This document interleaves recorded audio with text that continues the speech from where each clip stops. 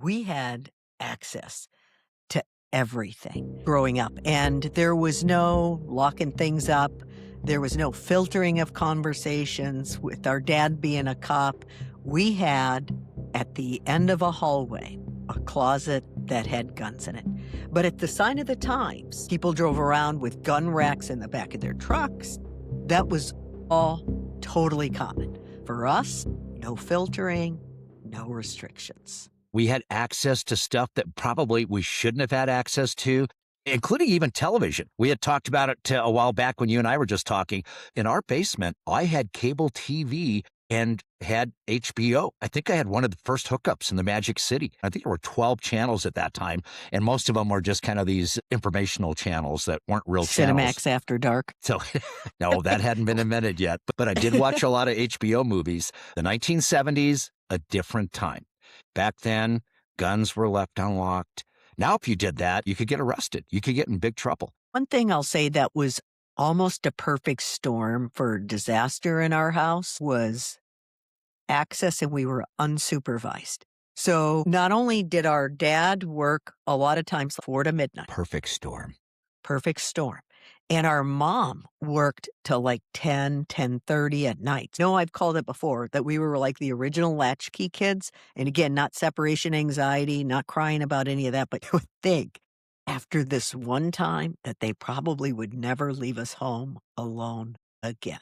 We're home alone, and we are unattended because they are in Winnipeg for the weekend, picking up our cousin from Germany. You think everything's okay. Here we are, totally unattended. This is the original Home Alone story, Judy. We are home alone. They did not learn their lesson, and we were home alone. We got into everything and anything unsupervised, and we're talking about that closet at the end of the hallway where Dad kept his guns. Outside of our dining room, there's this hallway that leads to the bedrooms, and there's a coat closet, and you open up that coat closet, and the upper shelf of that are all kinds of guns. You name it, it's up there. They're loaded. If the safety's not on, they're ready to be Sniper rifles, fired. there's everything. Yeah. We were in that closet every day. But before we go to the guns, there was the ashtray. Well, I got to tell you right now, Judy, we love our sister. However, there's a couple of stories we're going to share where when we were kids, and I think a lot of it goes to the fact that you and I are 15 months apart, not twins, but, we hung out, we played together, we played sports. Always in school, one of us, was only a grade away, where our sister was a couple years older, and sometimes maybe not nice to her that we should have been. And there's this one story, our sister's laying on the couch, and there's this crystal ashtray that probably weighs 5 pounds. This thing is pure crystal. It's heavy. And I remember joking and kind of holding it above our sister's head and pretending I don't know what I was gonna do, but pretending I was gonna do something evil with that ashtray. And even though I kind of shied away from it, it still happened. And I don't know how, if it was like an accidental slip or if I was dared into doing it or whatever, but you're giving me kind of a weird look on that one. But hey, every once in a while, double dog dare, and I would do something. Totally. But this probably wasn't one of those, but I accidentally, and I'm highlighting the word accidentally, dropped the ashtray on our sister's head. Do not try that at home, and thankfully she was okay. She was totally okay. With all the stories we're going to tell, including guns and other weapons, nobody was killed, nobody was harmed, although we might have tried to harm people. Actually, there was no harm done. So one thing that was funny is that was just the beginning of the shenanigans of the weekend at Winnipeg and weekend at Bernie's, whatever. This is weekend at Winnipeg. What's happening in Minot, North Dakota? So we think, and just for folks so they understand, sign of the times. What were we watching on TV? We were watching Policewoman, Police Story, Hill Street Blues. It was before that, right? But we were watching 11 Mary 6, 13 Zebra 5, right? We were watching all that stuff. Well, because our dad was a cop, we're like into cop shows, and they're into cop shows. And again, nothing filtered. Some of these shows, probably not the greatest shows for little kids to be watching, but we're up on a Wednesday night. Most kids are in bed by, 8 or 9 o'clock. Well, at 9 o'clock, you and I were rearing up to the TV to watch Hawaii Five-0. Yeah, we were. Because again, nobody was home. So we could watch whatever we wanted. So lo and behold, We hear a noise outside.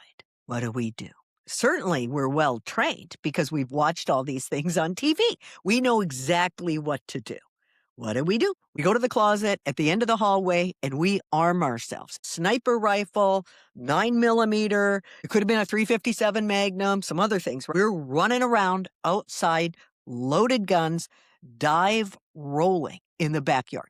Cover me! And then rolling around the gun. And I think you say it best. We're clearing a crime scene. Just short of bulletproof vests and full tactical gear, you and I were armed to the T. We were clearing our backyard and making sure, because we thought we heard something. We thought somebody was out there. And again, later we find out that's just a noise we heard, or maybe a dog or whatever it is. But you run out to a tree, yell, cover me. And then I'm aiming and watching and making sure nobody's shooting at you, that this is Yes. happening in Minot, North Dakota. Well, then it's my turn. And I'm like, cover me. And I run over to the next tree. Through this whole process, we end up basically clearing our backyard of potential danger. Here we are as young teenagers, and we're carrying weapons. And again, short of bulletproof vests and tactical gear. In fact, if our dad would have had an AK-47, we would have been out there in the yard with that. God forbid. Yes, and would have loved to have had that AK-47. And our fingers were on the triggers. I mean, we are, and that's how we're rolling around on the ground. Totally unsafe. And good news is we weren't pointing them at each other. And what would we have done if we would have seen somebody, or God forbid, a neighbor walks by? That would have been like if a wild pig went by, you know what I mean? Which happened from time to time there. Judy, the start of the Make My Day law was in Minot, North Dakota, in our backyard. So that's not where the night ended. One of the things that we did is we must have switched out because they had, like I said, there wasn't a gun that he didn't have. We had 22s. I remember Pearl Handle 22, like platinum, cool gun. He had, which by the way was like an adorable gun. You had to put it in your hand and you had to shoot it at some point, which we'll get to in a second. But he also had BB guns, not like the Christmas Story BB gun, but he had like an air pistol that you loaded with BBs. And for some reason, that thing fascinated the crap out of me. So I'm shooting that gun everywhere. I'm shooting at the neighbors. Like there was this, I don't know, elm tree or something, but I'm like, poof, poof, shooting this. And then I hear this bleep, bleep, bleep. Don't think I'm like, well, those leaves are kind of loud, that I'm picking off. I'm picking off all kinds. I didn't shoot at any animals or whatever, but I'm shooting at a lot of different things with that BB gun, not thinking what it might do.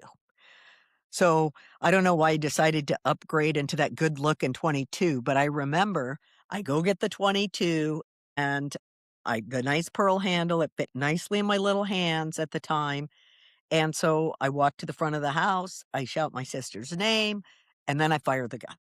And I don't think I was shooting at her. I don't know what I thought it would do because we had really thick windows, right? So I thought it would kind of bounce off of there, whatever. But it actually did. And listen, I was a terrible shot. So it put a hole in the window. Again, not what I expected at all to happen. Because, one, I didn't want to hurt my sister, obviously. But one of the things that was really crazy, now we're full on panic mode because I'm like, oh my God, our folks are on their way home. What are we going to do?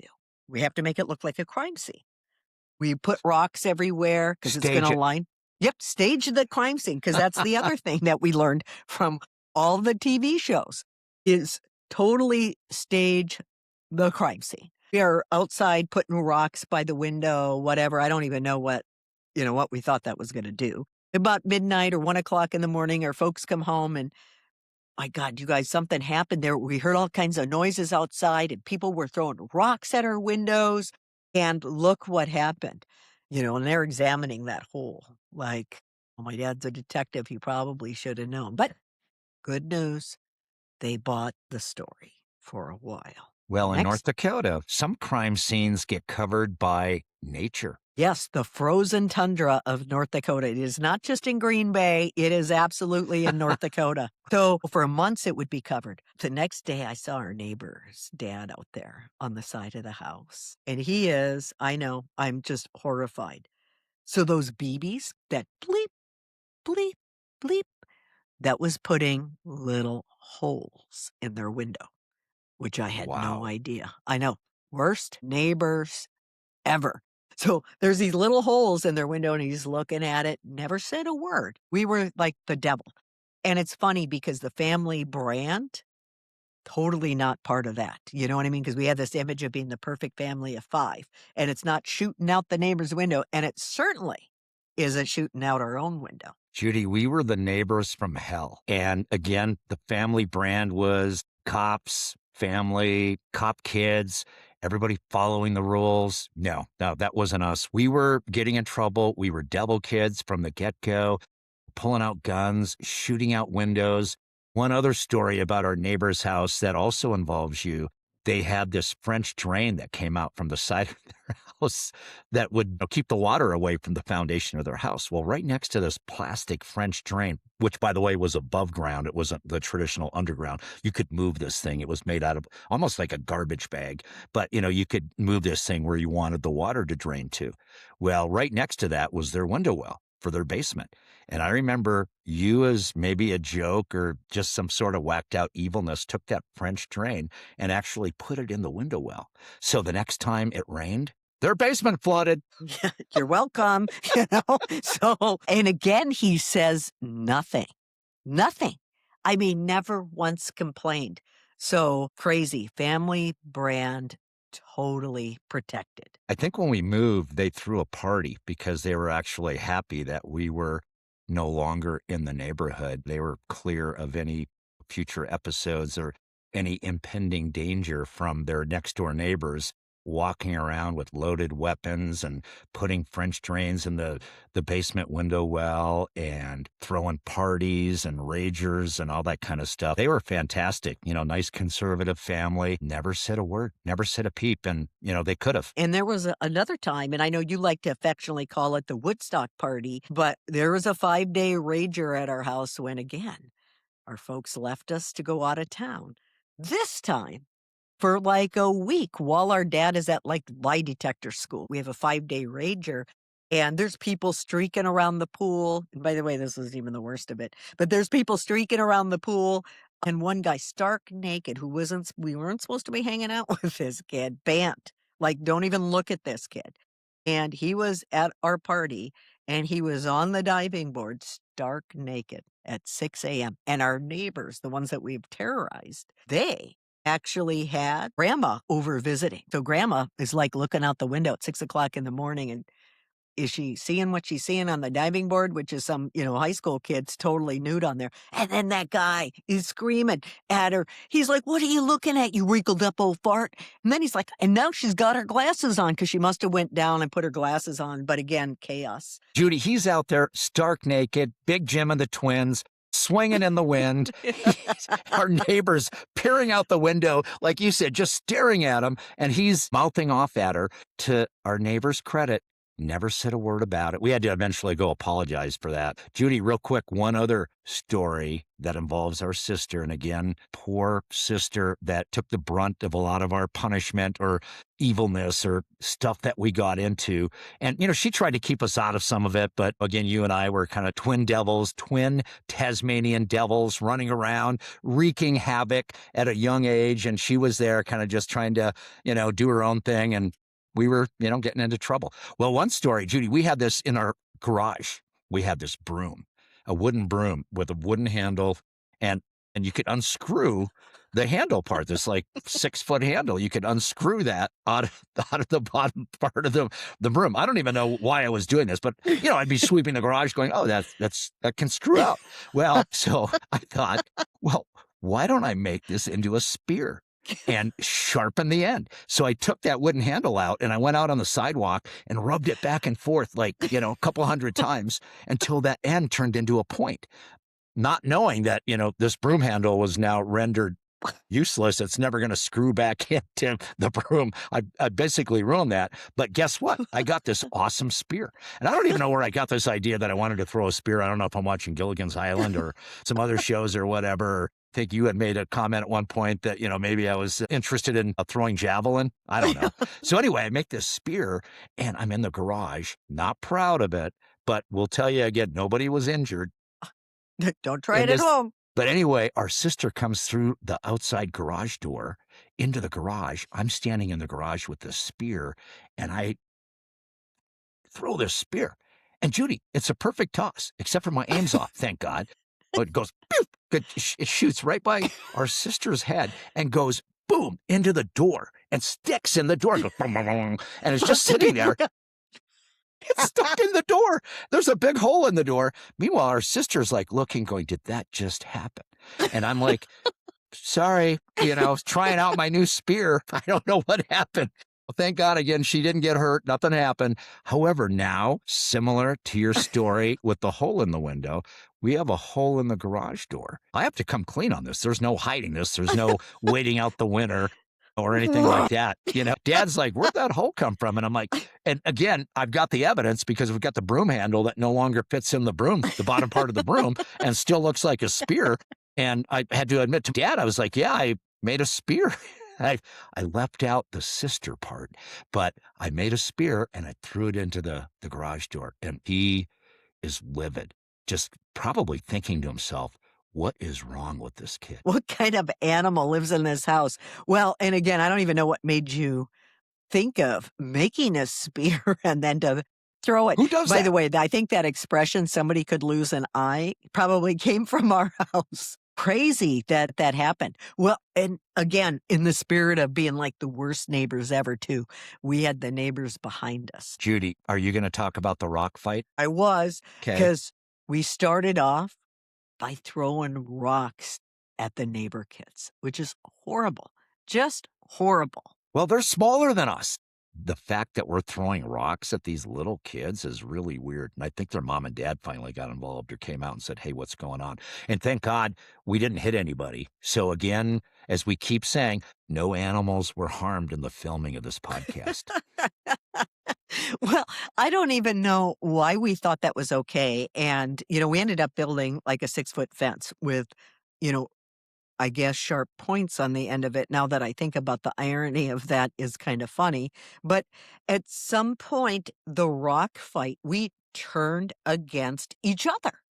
Well, we had this fun game where one of us would stand stationary and the other kid would run through the yard at a high rate of speed. And then we would kind of timing patterns, almost like you're trying to throw a football at a, speedy receiver coming across the middle of the field, except for it was a speedy kid running across the field and we're trying to drill him with a rock. You're running through the yard. I clip you in the side of the head. It splits your ear wide open. This is a freak out moment. Again, our folks are away. Again, this is trouble that you and I are getting into when we're left home alone and your ear is bleeding like a stuck pig. What do? I do what I normally do. I ran and hid in my room and I prayed and hoped for the best, just left you alone to bleed out. You did. You left me to bleed out. And by the way, I don't know, future quarterback, future serial killer, but I was bleeding. Who knew that ears bleed that much? But I have like washcloth after washcloth getting soaked up with blood. I have to call our dad at work to come home, take me to the hospital. And I end up getting stitches, but it is bleeding like crazy. But good news for you. You did not throw me under the bus, Judy. I did not throw you under the bus. I said I fell in the garage, hit my head on the tip of a fence material that was all in the garage. And what's crazy about that is you would have thought with my dad being, deputy dog or detective that he could have been able to say, hey, why isn't there any blood here on the crime scene? Unless we said we cleaned it up. Must have been that. Again, I was hiding in my room, and all I remember is that you and Dad were at the hospital. I thought maybe I had killed you. Now, there was so much blood, I didn't know. I'm getting ready to get into massive trouble. Well, when we come home, I think that you even had gotten like an ice cream cone or Dad had kind of gotten you something, and you come sauntering in, your ears stitched up, Dad's in an okay mood, and all of a sudden it took me a couple minutes to realize, I'm getting away with this. Thought you were going to say I didn't get an ice cream cone. Judy, at this point, I'm so freaked out that, I'll give up an ice cream cone not to get grounded. Well, it's kind of funny. I think, where did I ever get my fight or flight? Because I'm definitely a flight person. I think I must have got that from you. I think that totally runs in our family. Another thing that's kind of crazy about us growing up is whenever they would leave us, the rock fight was when they left to go to work for the day, right? So that was just kind of a normal day for us to injure each other and to maim each other. But the Winnipeg weekend was kind of crazy because we were never allowed, ever, to have any friends over at the house. Not once, no friends. No slumber parties at our house. And even going to slumber parties at somebody else's house, that was pretty rare. You got your own goddamn bed. Why would you need to go to, somebody else's bed? But we always got a list. Like, what are the plants? Here's $20, you know what I mean, in case we wanted to walk down to the store. No friends over, no this, no that.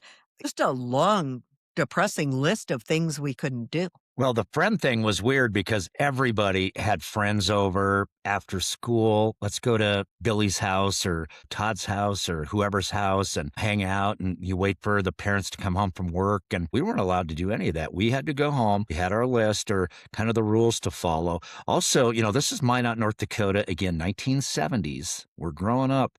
No locked doors. I never had a key to our house. Did you?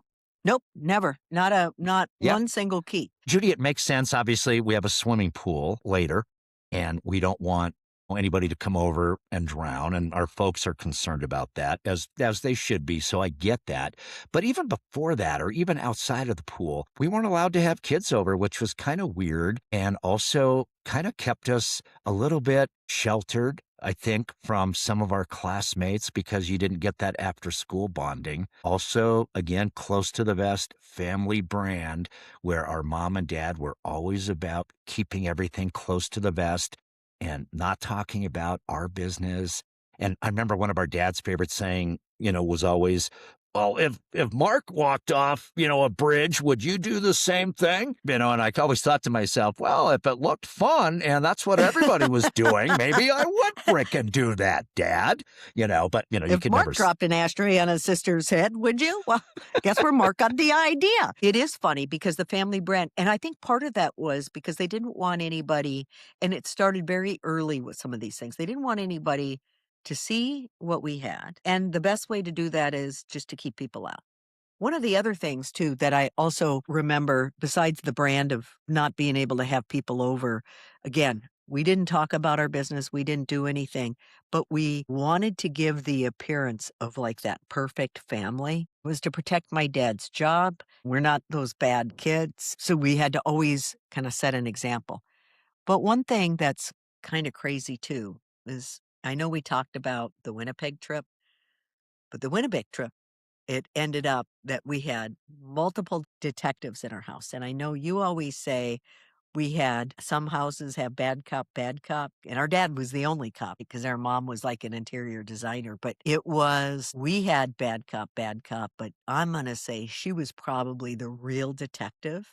She was suspicious of everything and everyone. And it's no surprise that when the snow melted from that weekend Winnipeg trip, that she was the one that found the bullet casing. And all of a sudden, I heard, Don, which you'll hear a lot in this podcast, Don, and in German, she would tell him to come over. And she's holding up the bullet casing and she said, I know what happened to the window.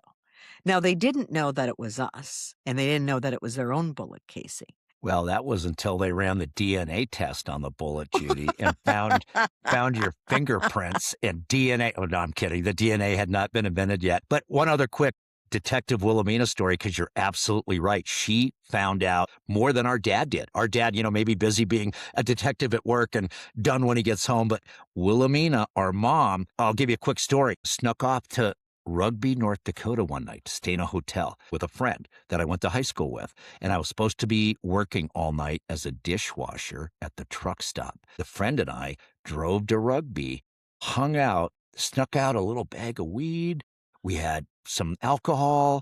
In Rugby, North Dakota, we rent a hotel room. I don't even know how the heck we got a hotel room. Well, guess what? When you're teenagers and you get a hotel room, does that last or does that? No.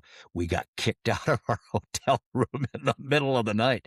Well, one of the things, and I hate to talk about weed, we had this little bag of weed, and I thought, Judy, the best place to hide that would be under the hood of the car on the motor. Just stick it somewhere under the hood of the car. Nobody's going to find it. Well, guess what? A couple of stoners leaving Rugby, North Dakota in the middle of the night because we got kicked out of the hotel room, start driving down the highway when one of us realizes, hey, what happened to that little bag of weed? And it's like, oh, oh. And then we pull over. Well, there's no bag of weed. It had burned up or whatever. So That's kind not of a how I thought that was gonna end. Thought it was gonna end by it started burning the weed in the engine, and then the Cheech and weeds Chong. Yeah, totally. That's what I totally not the ending that I expected.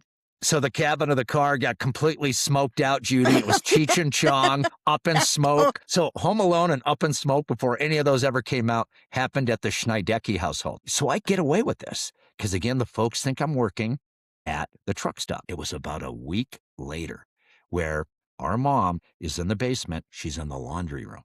And all of a sudden I hear her freaking out. Ah, Don! She's upset. She's pissed off. And what happened was in my back pocket, because again, this is Donnie not covering his tracks, not cleaning the crime scene. I wasn't as good as you as cleaning the crime scene. In my back pocket, she found a hotel receipt for Rugby, North Dakota. All hell broke loose. I got in massive trouble. And that was grounding number 17 out of 20 that I had that year. That's how often I got grounded. again, nothing ever got by her. Nothing.